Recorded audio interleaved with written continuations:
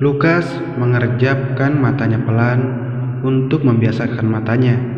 Setelah dirasa cukup, Lukas membuka lebar matanya sambil menguap lebar. Tertidur beberapa jam membuat badannya kembali segar dan ringan. Hari sudah mulai sore, ucap Ken. Lukas hanya bergumam saja menanggapi ucapan Ken. Bagaimanapun saat ini Lukas belum sadar seluruhnya. Kau masih mau tidur? Tanya Roy. Balasan yang sama menjawab pertanyaan Roy. Lukas mengucek matanya pelan. Melihat hal itu, Green mendecak sebal. Lukas, hentikan gumamanmu itu. Kami tidak mengerti, ucap Green. Lukas terdiam memproses semuanya. Membuka matanya dengan lebar. Tersadar, Lukas langsung bangkit dari tidurnya menatap ke arah depan. Terlihat Roy, Ken, dan Green tersenyum menatapnya. Lukas hanya diam, tak mau menarik sudut bibirnya. Yang ia tunjukkan kepada teman-temannya adalah wajah datar dan bibir yang lurus tanpa pergerakan sedikit pun. Melihat itu, Green mendekati Lukas yang masih duduk diam, menepuk bahu Lukas seperti biasa yang ia lakukan. Namun tepisan kasar yang diterima Green. Roy dan Ken tampak melototkan matanya tak percaya melihat Lukas. Lukas, kamu, hei. Lukas tak mendengarkan ucapan Green. Ia langsung berdiri dan melangkahkan kakinya pergi.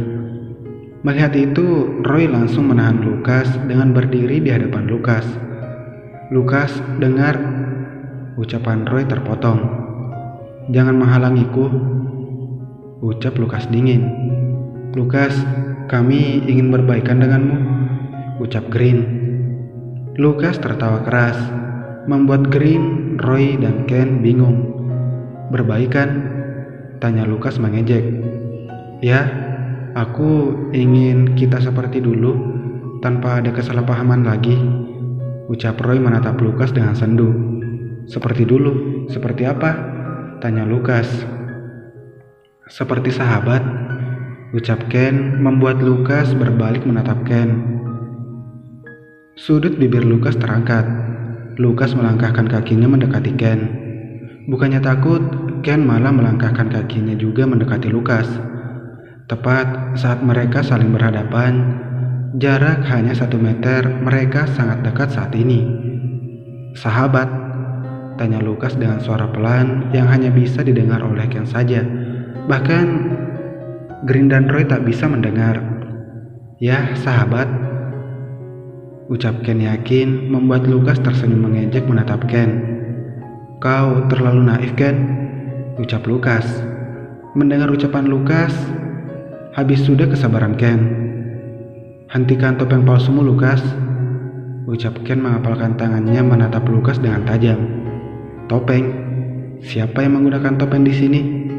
Tanya Lukas membalas tatapan Ken dengan tak kalah tajam.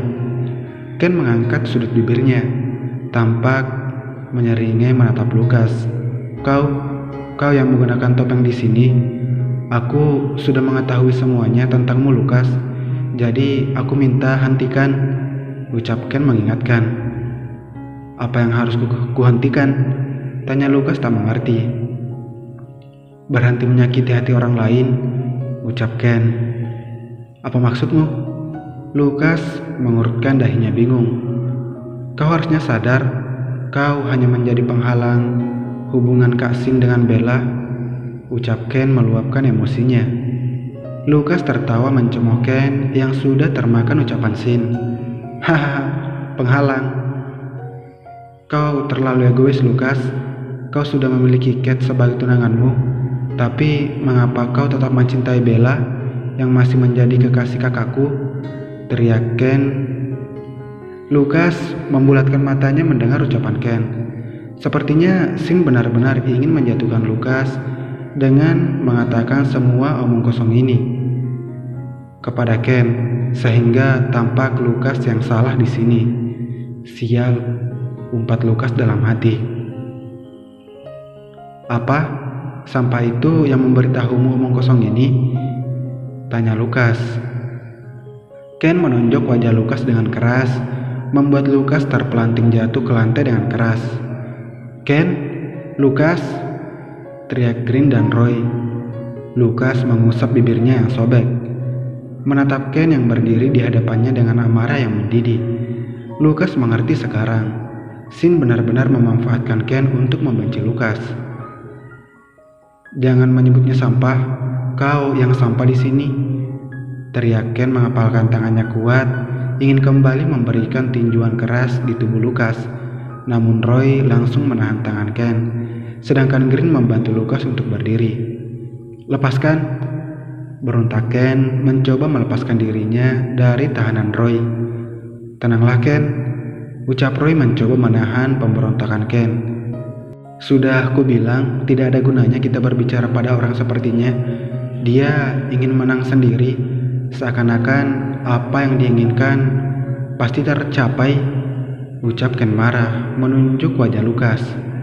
"Hah? Aku tidak meminta kalian melakukan ini untukku," ucap Lukas meludahkan cairan merah yang dipastikan itu darah. "Lukas, kau harusnya merelakan Bella bersama dengan..." "Kalian siapa? Jangan mengaturku," ucap Lukas memotong perkataan Green. "Kami sahabat." "Hahaha, lucu sekali." Lukas tertawa pilu menatap Green, Roy dan Ken. Sedetik kemudian, Lukas menghentikan tawanya, menatap ketiga manusia di depannya dengan dingin. "Dengar," ucap Lukas. "Aku tidak membutuhkan sahabat seperti kalian," ucap Lukas, membuat ketiganya diam tak bersuara. "Jadi jangan pernah ikut campur tentang hidupku lagi," ucap Lukas dingin. Lukas yang melihat keterdiaman ketiganya langsung membalikkan badannya berjalan menuju pintu keluar. Lukas mencoba menutupi ekspresi wajahnya yang sudah tampak air mata yang sedikit menggantung di mata biru safir miliknya. Tiba-tiba ingatan masa lalu muncul di kepala Lukas. Saat dimana Lukas dan Ken bermain. Saat dimana Lukas dan Ken baru pertama kali bertemu. Ingatan ketika mereka bertiga masuk ke sekolah ini. Semua ingatan itu tiba-tiba berputar di otak Lukas, menemani iringan langkah Lukas menjauhi ketiga sahabatnya. Ini akhir," ucap Lukas bermonolog sendiri di dalam hati. Chicago Lakes Hospital, kamar nomor 237, lantai 15.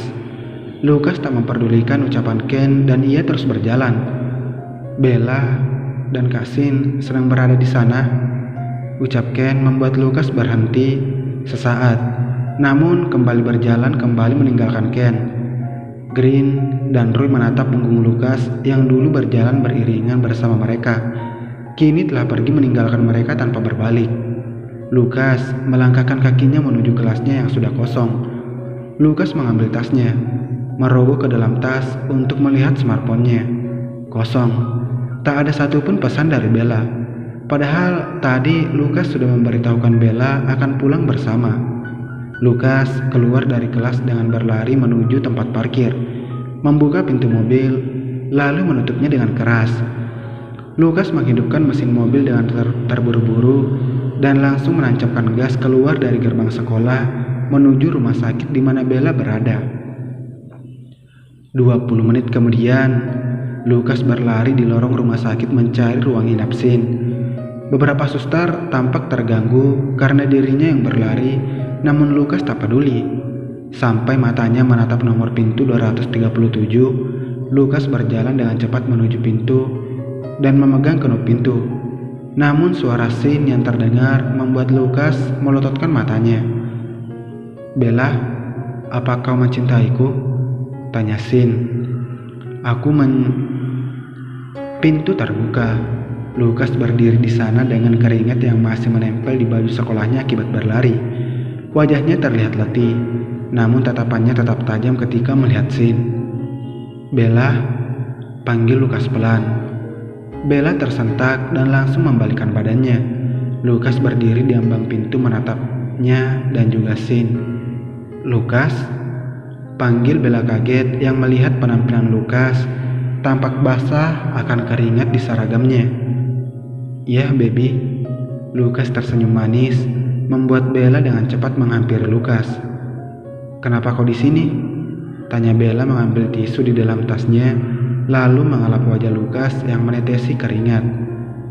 "Aku ingin menjenguknya." Lukas mengangkat dagunya menunjuk Sin. "Kenapa dengan bibirmu? Apa kau berkelahi? Bibirmu robek, Lukas." Bella mengelus bibir Lukas yang tampak robek. Wajah Bella tampak khawatir. "Ini harus segera diobati, Lukas," ucap Bella menatap Lukas.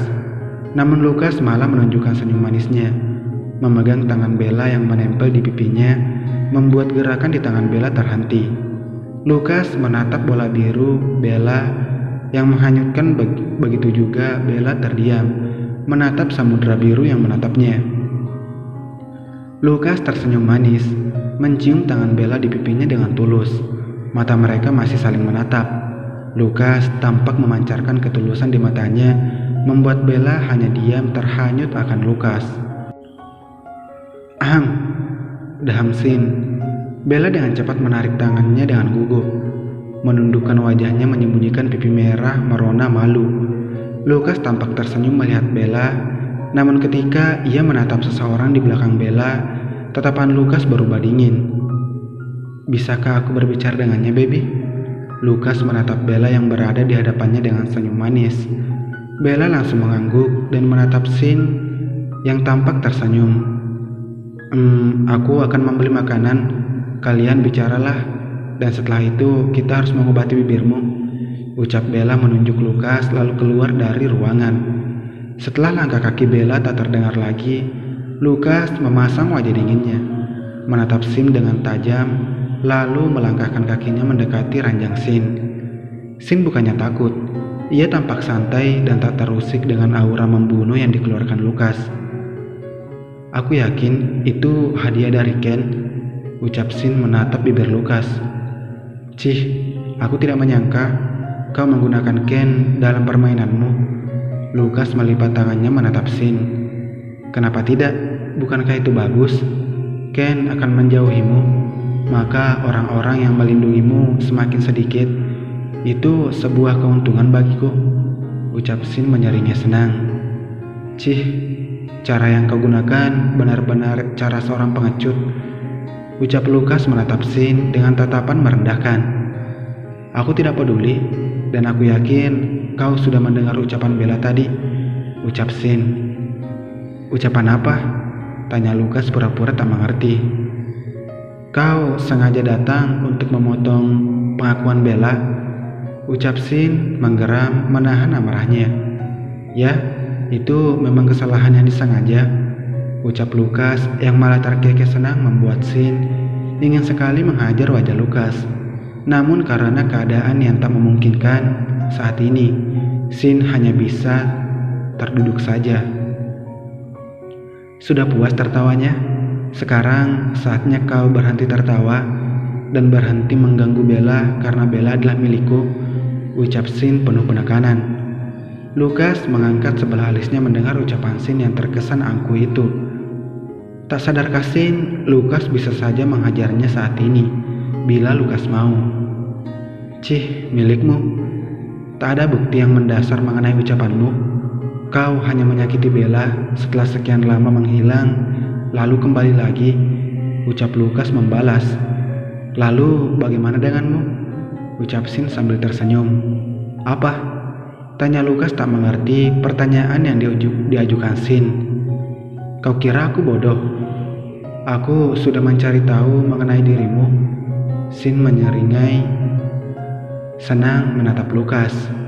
Lukas diam sesaat, namun dia mencoba tetap tenang dan memasang wajah datarnya. "Lalu, apa yang kau dapatkan?" tanya Lukas. "Yang kudapatkan? Aku mendapatimu sudah bertunangan, namun masih setia menempel dengan Bella. Siapa yang lebih menyakiti Bella di sini, Lukas?" tanya Sin dengan sudut bibir yang terangkat.